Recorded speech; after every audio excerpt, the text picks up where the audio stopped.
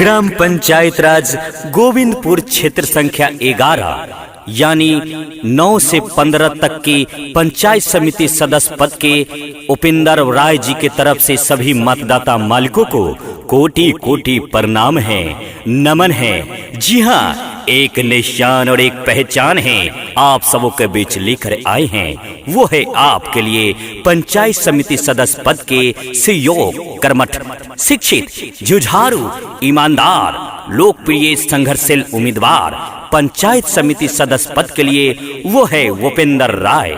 जी हाँ, उपेंद्र राय जिनका चुनाव निशानी है नारियल छाप। नारियल छाप जो ईवीएम मशीन के क्रम संख्या 1 पर अंकित है।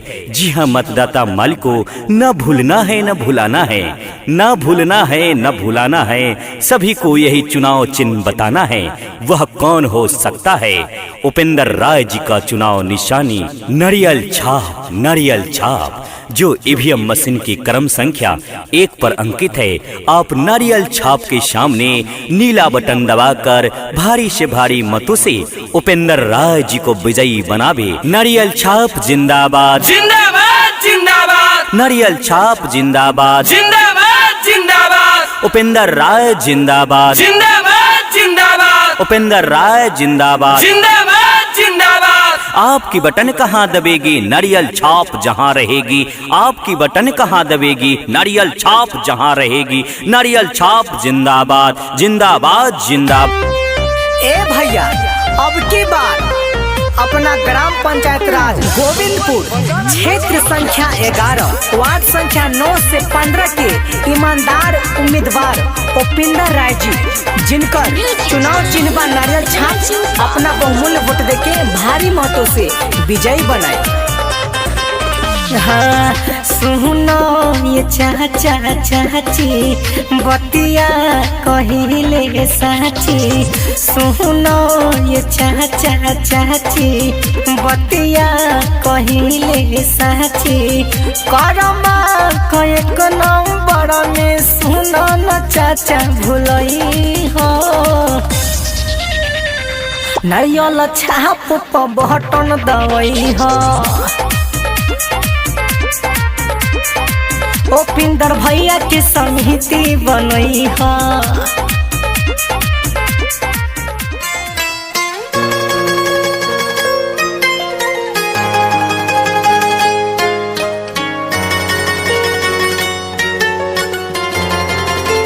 तो जी हम मतदाता मालिकों, बहनों, भाइयों, बड़े बुजुर्गों, याद रहे आप सबों का चुनाव चिन्ह, हम सबों का चुनाव चिन्ह शिक्षा के क्षेत्र में ज्योत जगाने वाला, एक नई दिशा को बताने वाला वो है उपेंद्र राय जी, जिनके चुनाव निशानी है नारियल छाप।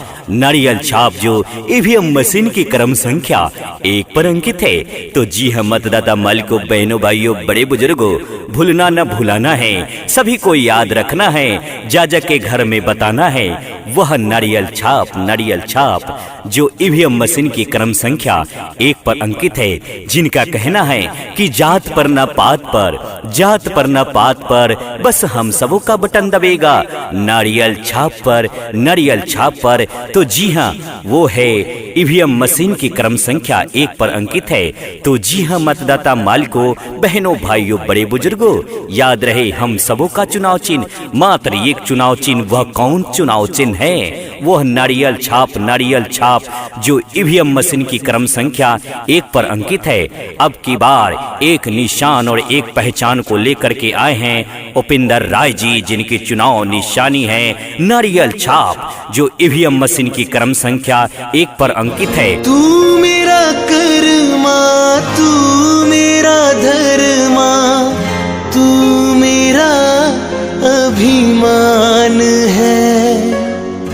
तू मेरा कर्मा, तू मेरा धर्मा, तू मेरा अभिमान है। नारियल छाप जिंदाबाद, जिंदाबाद जिंदाबाद, नारियल छाप जिंदाबाद, जिंदाबाद जिंदाबाद, उपेंद्र राय जिंदाबाद, जिंदाबाद जिंदाबाद, उपेंद्र राय जिंदाबाद। जिंदाबाद जिंदाबाद। आपकी बटन कहाँ दबेगी, नारियल छाप जहाँ रहेगी। आपकी बटन कहाँ दबेगी, नारियल छाप जहाँ रहेगी। नारियल छाप जिंदाबाद जिंदाबाद जिंदाबाद। ग्राम पंचायत राज गोविंदपुर के चाचा चाची माता बहन से दोनों हाथ जोड़ के विनती बा कि नारियल छाप पर बटन दबा के इनका के भारी मतों से विजयी बनाए।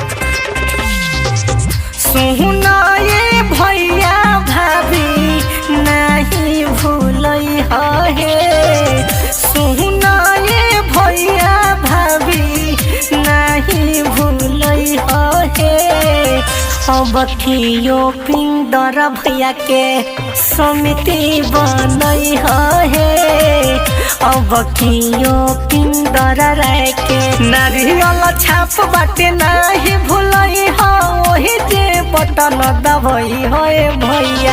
कहतानी सचो हम बाटे न भूलई हो, अब की विजयी बनई है भैया। नारियल छाप जिंदाबाद जिंदाबाद जिंदाबाद नारियल छाप जिंदाबाद जिंदाबाद जिंदाबाद उपेंद्र राय जिंदाबाद जिंदाबाद जिंदाबाद उपेंद्र राय जिंदाबाद जिंदाबाद जिंदाबाद। सुनो चाचा भैया हमर बात न भूलई हो, दारू पैसा पन तू बिकई हो। सुनो चाचा भैया हमर बात न भूलई हो, दारू पैसा पन तू झुरई हो। आ केहू के बात में नई हो न भूलई हो, नारियल छाप बटन दबई हो। अब के एक नंबर न भूलई हो, ओ पिंडर राय के जितई हो।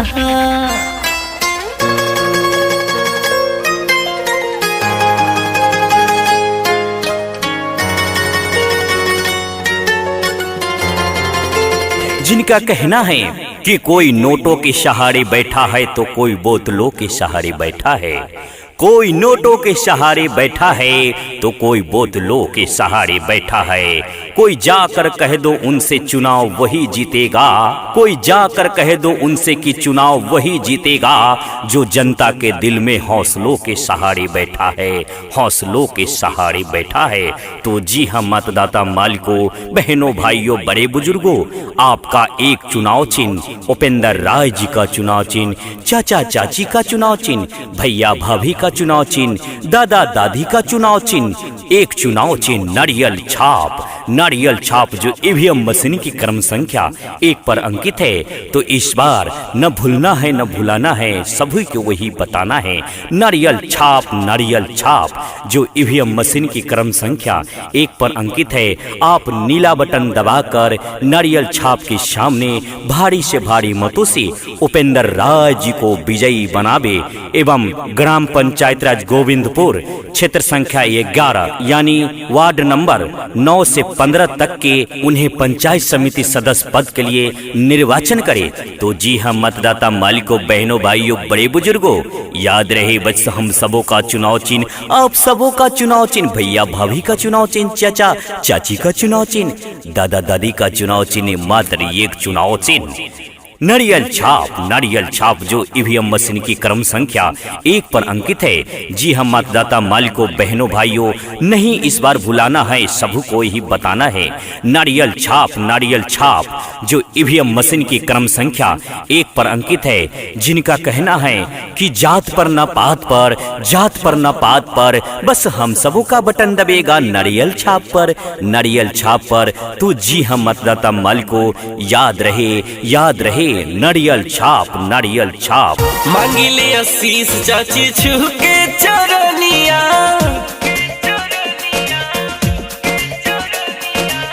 ए चाची मांगिले आशीष चाचा छू के चरनिया, दे दिन अपना आशीर्वाद। वोट मांगे बेटा बा तोहार, ए चाचा चाची समिति बनाई अब की बार। खड़ा बनी रहुए दुआर, ए चाचा चाची विजयी बनाई अब की बार।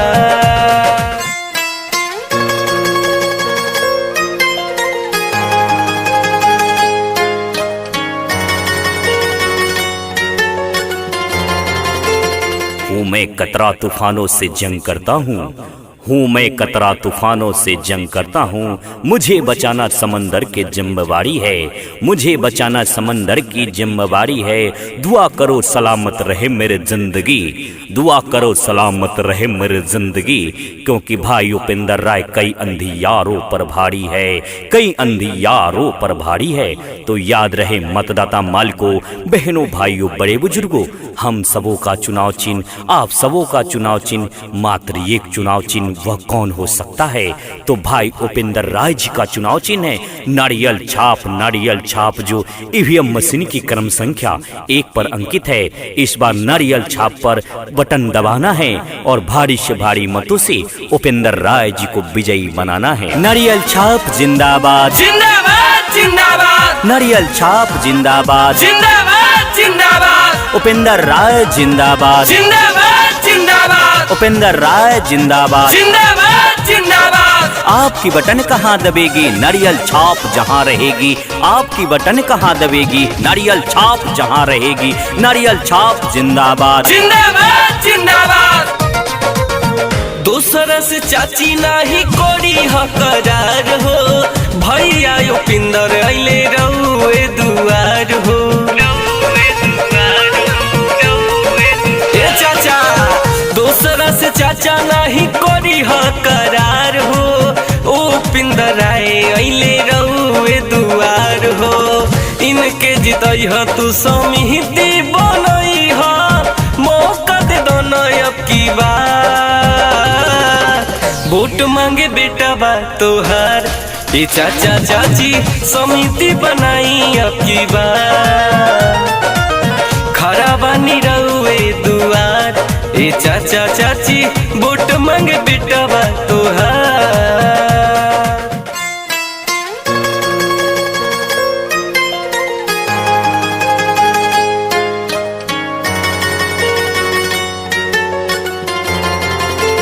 याद रहे मेरे प्रिय मतदाता मालिकों, बहनों, भाइयों, बड़े बुजुर्गों, आपके लिए एक निशान और एक पहचान है।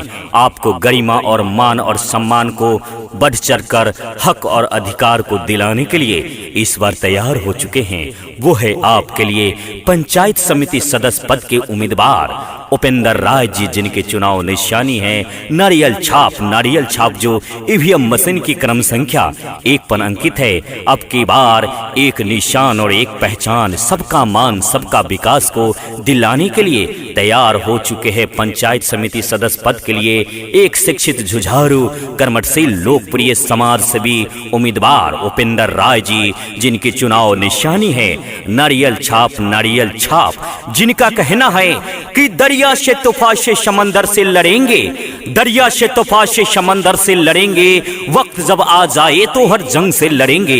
एक बार आप हमें पंचायत समिति सदस्य बनाकर देखिए मेरे मतदाता मालिकों, हम आपके लिए जंग हर मुश्किल से लड़ेंगे, हर मुश्किल से लड़ेंगे।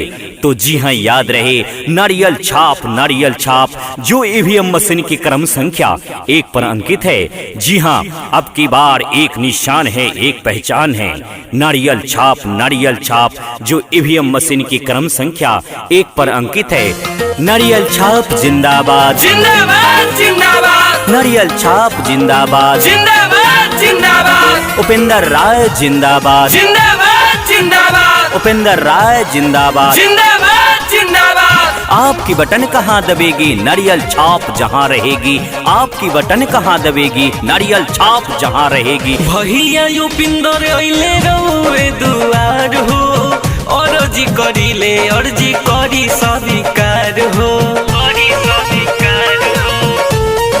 ए चाचा, भैया उपेंद्र अइले रउए दुआर हो, अर्जी करिले अर्जी करी स्वीकार हो।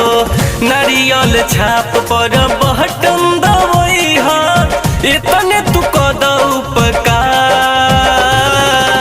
वोट मांगे बेटा बा तोहार, ए चाचा चाची समिति बनाई अब की बार। खड़ा बनी रउए दुआर, ए चाचा चाची समिति बनाई अब की बार।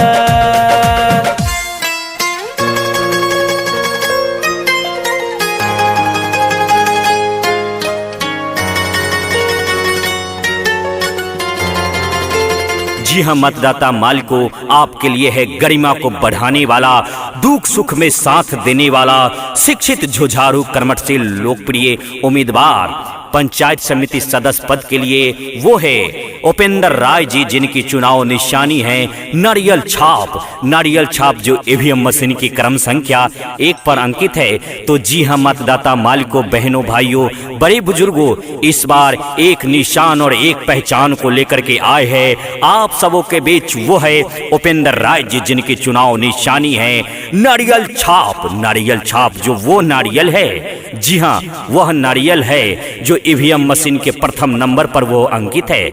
इस बार इस नारियल छाप के सामने नीला बटन दबाते हैं और भारी से भारी मतों से उपेंद्र राय जी को विजयी बनाते हैं। डाल डाल पर सोने की चिड़िया करती है बसेरा, वो भारत देश है मेरा, वो भारत देश है मेरा, जहाँ सत्य, अहिंसा और धर्म का पग पग लगता डेरा। वो भारत देश है मेरा, वो भारत देश है मेरा, वो भारत देश है मेरा, वो भारत देश है मेरा। नारियल छाप जिंदाबाद, जिंदाबाद जिंदाबाद, नारियल छाप जिंदाबाद, जिंदाबाद जिंदाबाद, उपेंद्र राय जिंदाबाद, जिंदाबाद जिंदाबाद, उपेंद्र राय जिंदाबाद, जिंदाबाद जिंदाबाद। आपकी बटन कहाँ दबेगी, नारियल छाप जहाँ रहेगी। आपकी बटन कहाँ दबेगी, नारियल छाप जहाँ रहेगी। नारियल छाप जिंदाबाद, जिंदाबाद जिंदाबाद।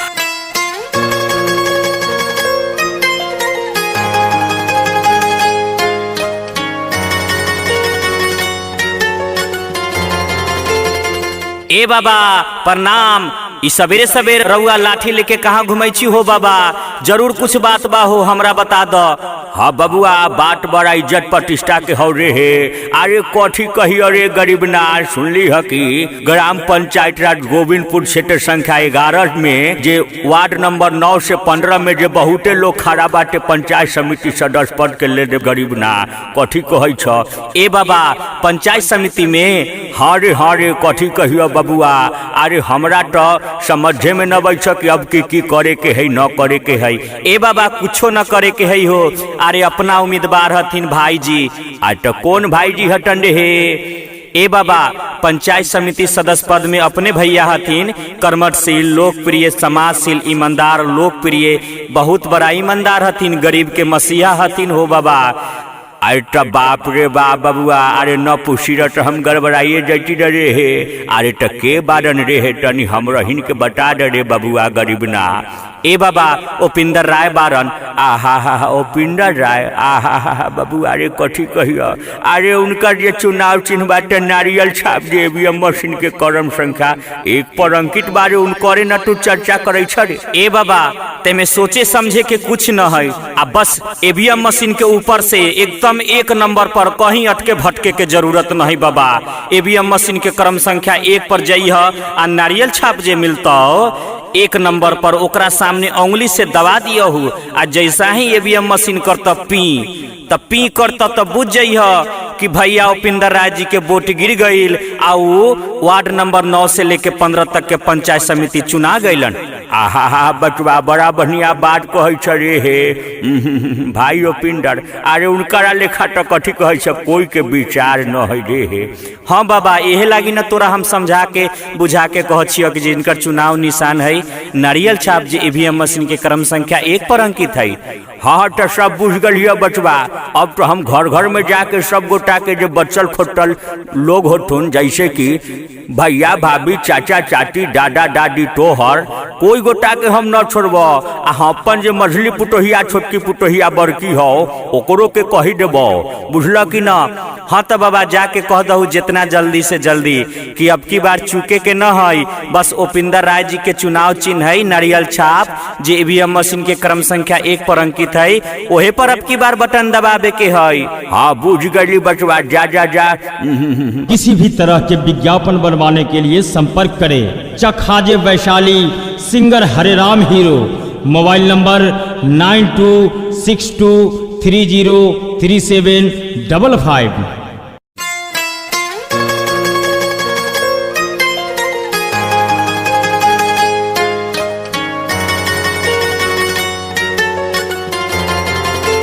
ग्राम पंचायत राज गोविंदपुर क्षेत्र संख्या 11 यानी 9 से 15 तक की पंचायत समिति सदस्य पद के उपेंद्र राय जी के तरफ से सभी मतदाता मालिकों को कोटि कोटि प्रणाम है, नमन है। जी हाँ, एक निशान और एक पहचान है आप सबों के बीच लेकर आए हैं। वो है आपके लिए पंचायत समिति सदस्य पद के सहयोग, कर्मठ, शिक्षित, जुझारू, ईमानदार, लोकप्रिय, संघर्षशील उम्मीदवार पंचायत समिति सदस्य पद के लिए वो है उपेंद्र राय।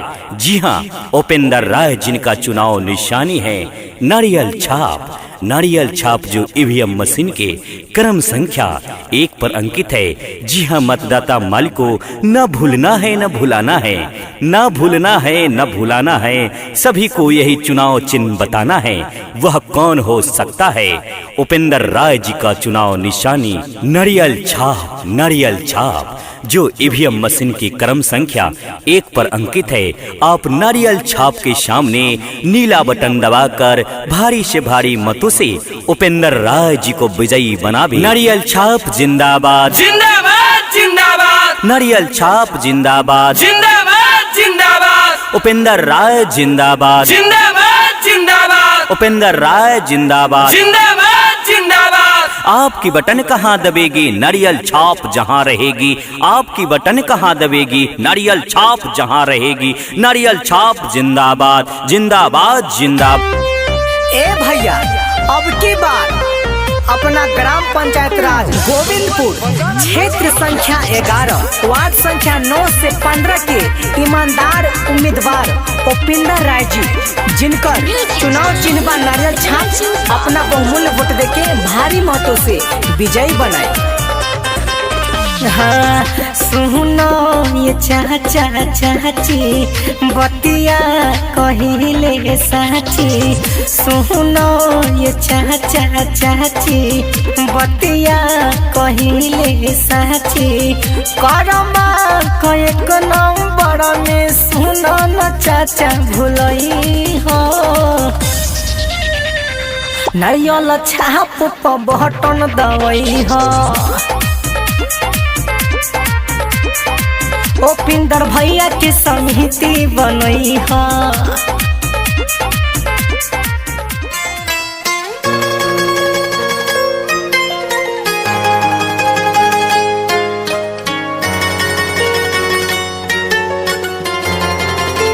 तो जी हम मतदाता मालिकों, बहनों, भाइयों, बड़े बुजुर्गों, याद रहे आप सबों का चुनाव चिन्ह, हम सबों का चुनाव चिन्ह शिक्षा के क्षेत्र में ज्योत जगाने वाला, एक नई दिशा को बताने वाला वो है उपेंद्र राय जी, जिनके चुनाव निशानी है नारियल छाप। नारियल छाप जो ईवीएम मशीन की क्रम संख्या 1 पर अंकित है। तो जी हम मतदाता मालिकों, बहनों, भाइयों, बड़े बुजुर्गों, भूलना न भुलाना है, सभी को याद रखना है, जाजा के घर में बताना है।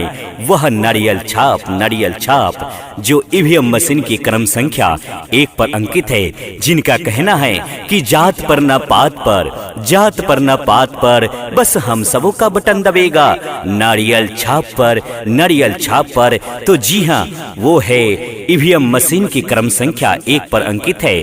तो जी हाँ मतदाता मालिकों, बहनों, भाइयों, बड़े बुजुर्गों, याद रहे हम सबों का चुनाव चिन्ह मात्र एक चुनाव चिन्ह। वह कौन चुनाव चिन्ह है? वह नारियल छाप। नारियल छाप जो ईवीएम मशीन की क्रम संख्या 1 पर अंकित है। अब की बार एक निशान और एक पहचान को लेकर के आए हैं उपेंद्र राय जी, जिनकी चुनाव निशानी है नारियल छाप जो ईवीएम मशीन की क्रम संख्या 1 पर अंकित है। तू मेरा कर्मा, तू मेरा धर्मा, तू मेरा अभिमान है।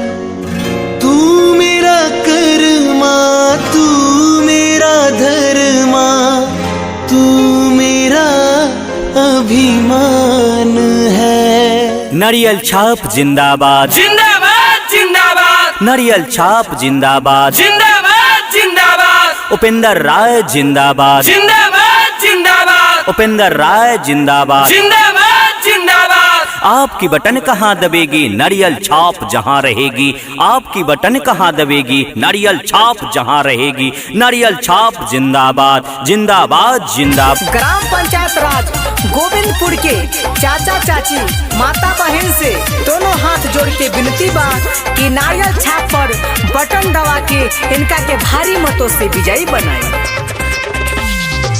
सुना ये भैया भाभी नहीं भूलई है, सुना ये भैया भाभी नहीं भूलई है।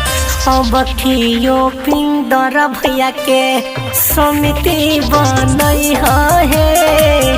अब खियो पिंदर राय के नारियल छाप बाटे नहीं भूलई हो, वही जे बटन दबई हो भैया। कहतानी सचो हम बाटे न भूलई हो, अब की विजयी बनई हो भैया। नारियल छाप जिंदाबाद जिंदाबाद जिंदाबाद। नारियल छाप जिंदाबाद जिंदाबाद जिंदाबाद। उपेंद्र राय जिंदाबाद जिंदाबाद जिंदाबाद। उपेंद्र राय जिंदाबाद जिंदाबाद जिंदाबाद। सुनो चाचा भैया हमर बात न भूलई हो, दारू पैसा पन तू बिकई हो। सुनो चाचा भैया हमर बात न भूलई हो, दारू पैसा पन तू झुरई हो। आ केहू के बात में नई हो न भूलई हो, नारियल छाप बटन दबई हो। अब के एक नंबर न भूलई हो, ओ पिंदर राय के जितई हो।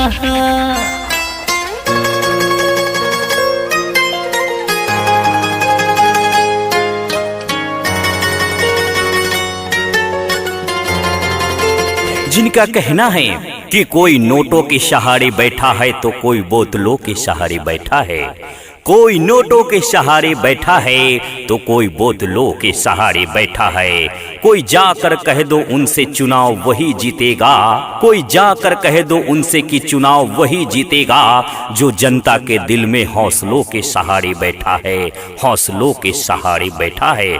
तो जी हाँ मतदाता मालिकों, बहनों, भाइयों, बड़े बुजुर्गों, आपका एक चुनाव चिन्ह उपेंद्र राय जी का चुनाव चिन्ह, चाचा चाची का चुनाव चिन्ह, भैया भाभी का चुनाव चिन्ह, दादा दादी का चुनाव चिन्ह, एक चुनाव चिन्ह नारियल छाप। नारियल छाप जो ईवीएम मशीन की क्रम संख्या 1 पर अंकित है। तो इस बार न भूलना है न भुलाना है, सभी को वही बताना है। नारियल छाप जो ईवीएम मशीन की क्रम संख्या 1 पर अंकित है। आप नीला बटन दबाकर नारियल छाप के सामने भारी से भारी मतों से उपेंद्र राय जी को विजयी बनावे एवं ग्राम पंचायत राज गोविंदपुर क्षेत्र संख्या 11 यानी वार्ड नंबर 9 से 15 तक के उन्हें पंचायत समिति सदस्य पद के लिए निर्वाचन करे। तो जी हाँ मतदाता मालिकों, बहनों, भाइयों, बड़े बुजुर्गों, याद रहे बस हम सबों का चुनाव चिन्ह, आप सबों का चुनाव चिन्ह, भैया भाभी का चुनाव चिन्ह, चाचा चाची का चुनाव चिन्ह, दादा दादी का चुनाव चिन्ह, मात्र एक चुनाव चिन्ह नारियल छाप जो ईवीएम मशीन की क्रम संख्या 1 पर अंकित है। जी हम मतदाता मालिकों, बहनों, भाइयों, नहीं इस बार भुलाना है, सबको ही बताना है। नारियल छाप जो ईवीएम मशीन की क्रम संख्या 1 पर अंकित है।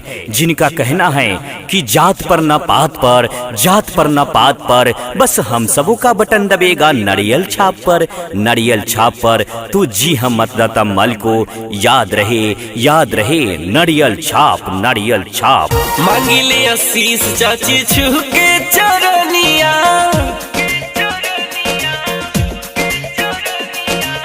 ए चाची मांगिले आशीष चाचा छू के चरनिया, दे दिन अपना आशीर्वाद।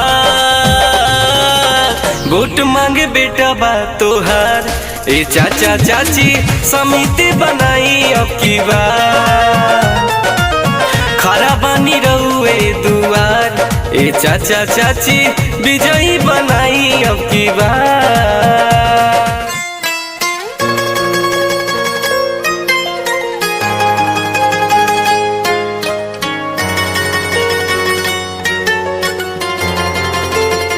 मैं कतरा तूफानों से जंग करता हूँ, हूँ मैं कतरा तूफानों से जंग करता हूँ, मुझे बचाना समंदर के जिम्मेवारी है, मुझे बचाना समंदर की जिम्मेवारी है। दुआ करो सलामत रहे मेरे जिंदगी, दुआ करो सलामत रहे मेरे जिंदगी, क्योंकि भाई उपेंद्र राय कई अंधियारों पर भारी है, कई अंधियारों पर भारी है। तो याद रहे मतदाता मालिकों, बहनों, भाइयों, बड़े बुजुर्गों, हम सबों का चुनाव चिन्ह, आप सबों का चुनाव चिन्ह, मात्र एक चुनाव चिन्ह, वह कौन हो सकता है? तो भाई उपेंद्र राय जी का चुनाव चिन्ह है नारियल छाप। नारियल छाप जो ईवीएम मशीन की क्रम संख्या 1 पर अंकित है। इस बार नारियल छाप पर बटन दबाना है और भारी से भारी मतों से उपेंद्र राय जी को विजयी बनाना है। नारियल छाप जिंदाबाद, जिंदाबाद जिंदाबाद, नारियल छाप जिंदाबाद, जिंदाबाद जिंदाबाद, उपेंद्र राय जिंदाबाद, जिंदाबाद जिंदाबाद, उपेंद्र राय जिंदाबाद, जिंदाबाद जिंदाबाद। आपकी बटन कहाँ दबेगी, नारियल छाप जहाँ रहेगी। आपकी बटन कहाँ दबेगी, नारियल छाप जहाँ रहेगी। नारियल छाप जिंदाबाद, जिंदाबाद जिंदाबाद। दूसरा से चाची नाही कोड़ी हकदार हो, भैया उपेंद्र अइले रउए दुआर हो। ए चाचा, दूसरा से चाचा नाही कोड़ी हकदार हो, उपेंद्र राय अइले रउए दुआर हो। इनके जितई ह तू समिति बनई ह, मौका दे दो न अब की बार। वोट मांगे बेटा बा तोहार, ए चाचा चाची समिति बनाई अब की बार। खड़ा बानी रउए दुआर, ए चाचा चाची वोट मांगे बेटा बा तोहार।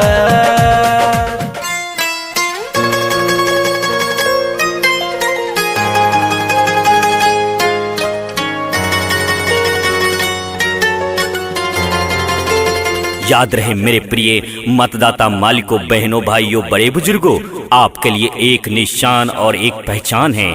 आपको गरिमा और मान और सम्मान को बढ़ चढ़कर हक और अधिकार को दिलाने के लिए इस बार तैयार हो चुके हैं। वो है आपके लिए पंचायत समिति सदस्य पद के उम्मीदवार उपेंद्र राय जी, जिनके चुनाव निशानी है नारियल छाप। नारियल छाप जो ईवीएम मशीन की क्रम संख्या 1 पर अंकित है। अब की बार एक निशान और एक पहचान, सबका मान, सबका विकास को दिलाने के लिए तैयार हो चुके हैं। पंचायत समिति सदस्य पद के लिए एक शिक्षित, जुझारू, कर्मठशील, लोकप्रिय, समाज सेवी उम्मीदवार उपेंद्र राय जी, जिनकी चुनाव निशानी है नारियल छाप। नारियल छाप जिनका कहना है कि दरिया से तूफान से समंदर से लड़ेंगे, दरिया से तूफान से समंदर से लड़ेंगे, वक्त जब आ जाए तो हर जंग से लड़ेंगे। एक बार आप हमें पंचायत समिति सदस्य बनाकर देखिए मेरे मतदाता मालिकों, हम आपके लिए जंग हर मुश्किल से लड़ेंगे, हर मुश्किल से लड़ेंगे। तो जी हाँ, याद रहे नारियल छाप। नारियल छाप जो ईवीएम मशीन की क्रम संख्या 1 पर अंकित है। जी हाँ, अब की बार एक निशान है, एक पहचान है नारियल छाप। नारियल छाप जो ईवीएम मशीन की क्रम संख्या 1 पर अंकित है। नारियल छाप जिंदाबाद, जिंदाबाद जिंदाबाद, नारियल छाप जिंदाबाद, जिंदाबाद जिंदाबाद, उपेंद्र राय जिंदाबाद, जिंदाबाद जिंदाबाद, उपेंद्र राय जिंदाबाद, जिंदाबाद जिंदाबाद। आपकी बटन कहाँ दबेगी, नारियल छाप जहाँ रहेगी। आपकी बटन कहाँ दबेगी, नारियल छाप जहाँ रहेगी। भैया उपेंद्र अइले रउए दुआर हो, अर्जी करिले अर्जी करी स्वीकार हो। ए चाचा, भैया उपेंद्र अइले रउए दुआर हो, अर्जी करिले अर्जी करी स्वीकार हो। नारियल छाप पर बटन दबई हा, इतने तू कद उपकार। वोट मांगे बेटा बा तोहार, ए चाचा चाची समिति बनाई अब की बार। खड़ा बनी रउए दुआर, ए चाचा चाची समिति बनाई अब की बार।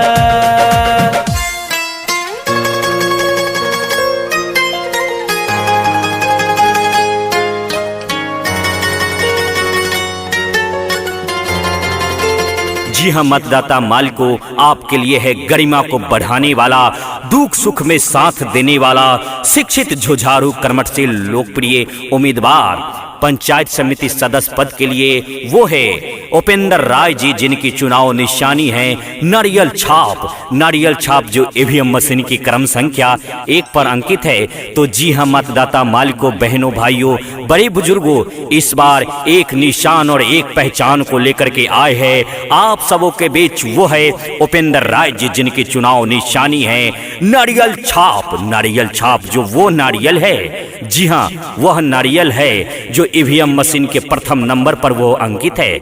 इस बार इस नारियल छाप के सामने नीला बटन दबाते हैं और भारी से भारी मतों से उपेंद्र राय जी को विजयी बनाते हैं। जहाँ डाल डाल पर सोने की चिड़िया करती है बसेरा, वो भारत देश है मेरा, वो भारत देश है मेरा। जहाँ सत्य, अहिंसा और धर्म का पग पग लगता डेरा, वो भारत देश है मेरा, वो भारत देश है मेरा, वो भारत देश है मेरा, वो भारत देश है मेरा। नारियल छाप जिंदाबाद, जिंदाबाद जिंदाबाद, नारियल छाप जिंदाबाद, जिंदाबाद जिंदाबाद, उपेंद्र राय जिंदाबाद, जिंदाबाद जिंदाबाद, उपेंद्र राय जिंदाबाद। जिंदाबाद जिंदाबाद।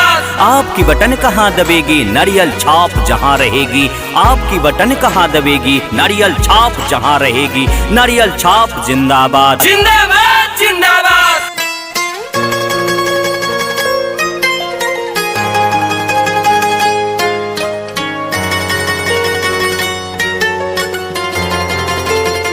ए बाबा प्रणाम। ई सवेरे सवेरे रउआ लाठी लेके कहाँ घुमै छी हो बाबा? जरूर कुछ बात बा हो, हमरा बता दो। हाँ बबुआ, बात बड़ा इज्जत प्रतिष्ठा के हो रे हे। अरे कथी कही, अरे गरीब नार सुनली है कि ग्राम पंचायत राज गोविंदपुर क्षेत्र संख्या 11 में जे वार्ड नंबर 9 से 15 में जे बहुते लोग खड़ा बाटे पंचायत समिति सदस्य पद के ले गरीब ना, कथी कही छ? ए बाबा पंचायत समिति में हारे हारे कथी कहियो बबुआ? अरे हमरा तो समझे में न बैठ कि अब की करे के है, न करे के है। ए बाबा कुछो न करे के है हो। अरे अपना उम्मीदवार हथिन भाई जी। आज तो कौन भाई जी हटन रे हे? ए बाबा पंचायत समिति सदस्य पद में अपने भैया हथिन कर्मठशील, लोकप्रिय, समाजशील, ईमानदार, लोकप्रिय, बहुत बड़ा ईमानदार हथिन, गरीब के मसीहा हथिन हो बाबा।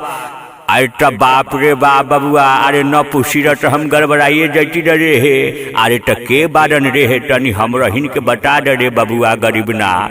ए बाबा उपेंद्र राय बारन। आहा हा उपेंद्र राय, आहा हा बबुआ, अरे कथी कहियो? अरे उनका जे चुनाव चिन्ह बाटे नारियल छाप जे ईवीएम मशीन के क्रम संख्या 1 पर अंकित बारे उनकरे न तू चर्चा करे छे। ए बाबा तेमे सोचे समझे के कुछ न है, आ बस ईवीएम मशीन के ऊपर से एकदम 1 नंबर पर कहीं अटके भटके के जरूरत नहीं बाबा। ईवीएम मशीन के क्रम संख्या 1 पर जइह आ नारियल छाप जे मिलता 1 नंबर पर, ओकरा सामने उंगली से दबा दियहु आ जैसा ही ईवीएम मशीन करता पी करता तब बुझ जइह कि भैया उपेंद्र राय जी के वोट गिर गईल आ वार्ड नंबर 9 से लेके 15 तक के पंचायत समिति चुना गईलन। आहा हा बचवा, बड़ा बढ़िया बात कहे छ रे हे भाई उपेंद्र। अरे उनका लेखा तो कथी कहे छ, कोई के विचार न है रे हे। हाँ बाबा, यही लागी न तोरा हम समझा के बुझा के कह छियो कि जिनकर चुनाव निशान है नारियल छाप जे ईवीएम मशीन के क्रम संख्या 1 पर अंकित है। हाँ तो सब बुझ गलिए बचवा। अब तो हम घर घर में जाके सब गोटा के जो बच्चल खोटल लोग होथुन, जैसे कि भैया भाभी, चाचा चाची, दादा दादी, तोहर कोई गोटा के हम न छोड़ब। अपन जो मझली पुटोहिया, छोटकी पुटोहिया, बड़की हो, ओकरो के कही देब, बुझल कि ना? हाँ तो बाबा जाके कह दहु जितना जल्दी से जल्दी कि अब की बार चूके के न है। बस उपेंद्र राय जी के चुनाव चिन्ह है नारियल छाप जे ईवीएम मशीन के क्रम संख्या 1 पर अंकित है, ओहे पर अब की बार बटन दबावे के है। हाँ बुझ गई बचवा, जा जा जा। किसी भी तरह के विज्ञापन बनवाने के लिए संपर्क करें चखाजे वैशाली सिंगर हरे राम हीरो। Mobile number 9262